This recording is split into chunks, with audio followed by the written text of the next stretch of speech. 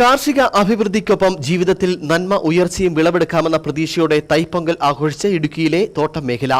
തമിഴ് വംശജർ ഏറ്റവും അധികമുള്ള തോട്ടമേഖലയിൽ അത്യുത്സാഹത്തോടെയാണ് ഇക്കുറി പൊങ്കൽ ആഘോഷിച്ചത്. പൊങ്കൽ ആഘോഷത്തിനായി നാട്ടിൽ നിന്നും ബന്ധുക്കളും സുഹൃത്തുക്കളും തോട്ടം മേഖലയിലെത്തി. തമിഴ് വംശജർ ഏറ്റവും അധികമുള്ള തോട്ടം മേഖലയിൽ അത്യുത്സാഹത്തോടു കൂടിയാണ് ഇക്കുറി പൊങ്കൽ ആഘോഷിച്ചത്. പൊങ്കലിനോടനുബന്ധിച്ച് വീടുകൾ കരിമ്പ്, കൂരപ്പൂവ്, ആവാരം പൂവ്, മാവില, വേപ്പില തുടങ്ങിയവ ഉപയോഗിച്ച് അലങ്കരിച്ചു. ഇതിനുള്ള പൂക്കളുടെയും കരിമ്പിന്റെയും വിൽപ്പന തോട്ടം മേഖലയിലെ ടൗണുകളിൽ ഇപ്പോഴും സജീവമാണ്. തമിഴ്നാട്ടിലെ ബോഡിനായ്ക്കന്നൂർ, തേനി എന്നിവിടങ്ങളിൽ നിന്നാണ് ഇവ എത്തുന്നത്.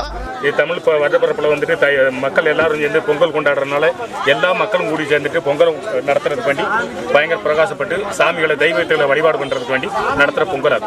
നല്ല വ്യാപാരങ്ങൾ പോയിക്കൊണ്ട് നടത്തുന്നു. പൊങ്കലാഘോഷം ആവേശമാക്കാൻ മധുരയിൽ ജല്ലിക്കെട്ട് മത്സരങ്ങൾ ആരംഭിച്ചു.